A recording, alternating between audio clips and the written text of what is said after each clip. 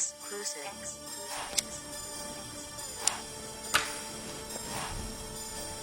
We're doing real estate mindset. Millionaire mindset. Millionaire mindset. We're in f***ing real estate. We better hurry up before she catches me smoking in the house. Today's topic is going to be the difference between commercial and residential real estate, a world of difference. Unless you buy residential property for investment, then your residential becomes commercial in a sense. But in the eyes of the industry, you own residential property.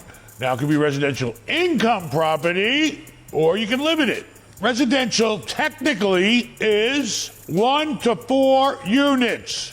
Commercial is 5 or more. Different rules, different brokers, different laws, different everything, mostly.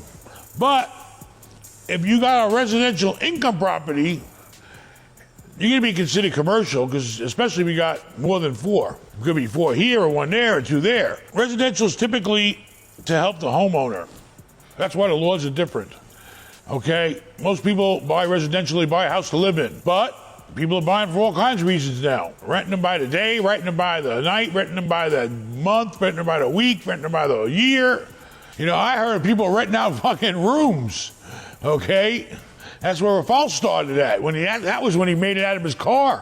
When you're buying residential income or commercial income, okay, it's a whole set of different things you really need to worry about besides buying a residential property. A residential property, all right, you find out how much you qualify for, you go out and find a house you want to live in, you buy the house, but before you do, of course, you'll hire a home inspector for next to nothing if you're not sure about the, everything working in the house, and you're pretty much safe, okay?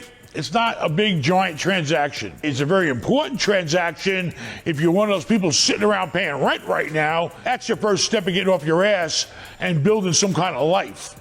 Residential is pretty simple, You go out, you find a house you like in the right neighborhood, you're gonna live in it, you make sure it's in good shape, you get a good interest rate, and that's it. You live happily ever after, okay? But when you want to get into the business of real estate and making money, then you got risk. Because you need the money coming in, because you're gonna have money going out.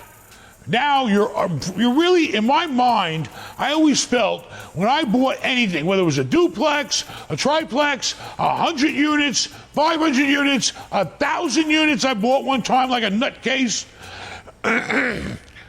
you're owning a business. It's a real business, okay? And it's sitting there making money, or supposed to be.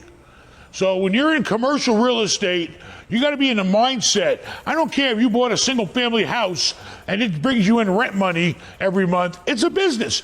It's not a hard business. It's not a business that takes up a lot of your time, but it's still an independent business. Just like I always make them single member LLCs. They're separate by themselves. On your tax return, it's going to be a line item or a column of mine, Schedule E, I think, where it's going to show the income, it's going to show the expenses, it's going to show all your write-offs, and it's going to show what the hell you pay tax on, which is very little, hopefully, after the depreciation.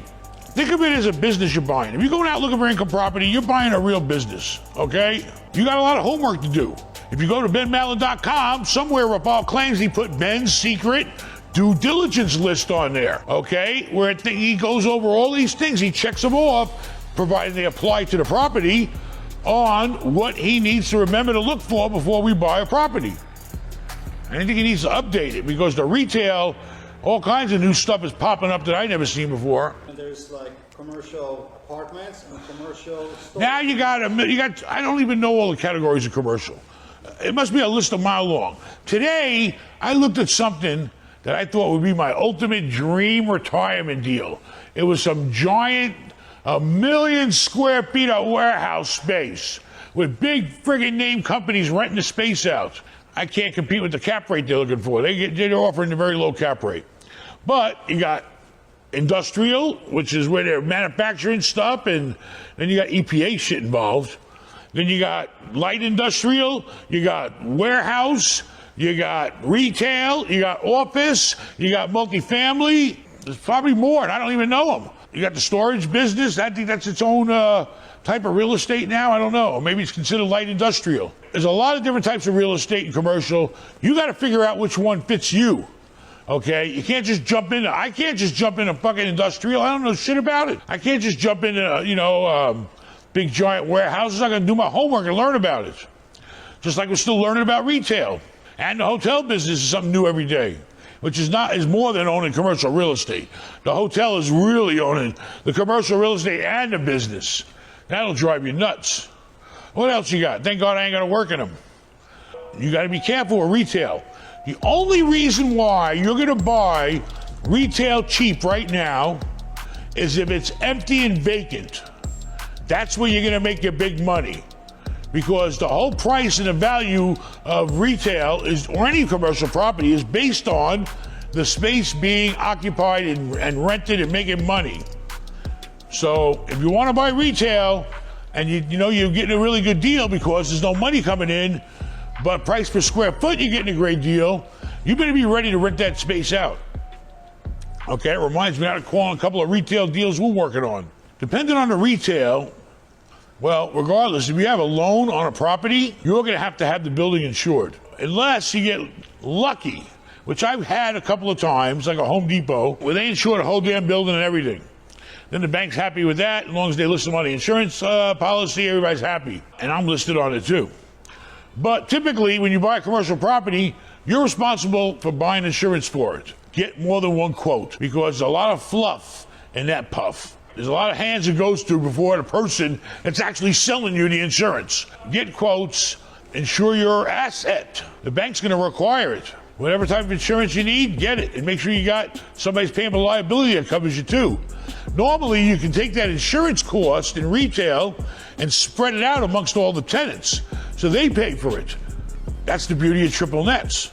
The tenants reimburse you for all your things that you spend to maintain that property. CAM, C-A-M, look it up. You start in real estate with whatever you can possibly do. What is within your reach? Okay, if you can only afford to go out there and buy a $100,000 deal or $1 million deal, as long as it's a deal, that's all that matters, and that you have the ability to close the deal. So you can't say there's a certain spot in real estate. Yeah, I got my sweet spot. You're going to have your sweet spot. It all depends on what you got to put on the table. All right. If you want to talk more about this type of stuff, tell us what you want to talk about. I don't know what your problems are. Send in a comment. Contact Rafal at benmallah.com. Whatever you want to do, let us know, and we'll keep doing this stuff. Otherwise, we won't waste our time. Adios, amigos.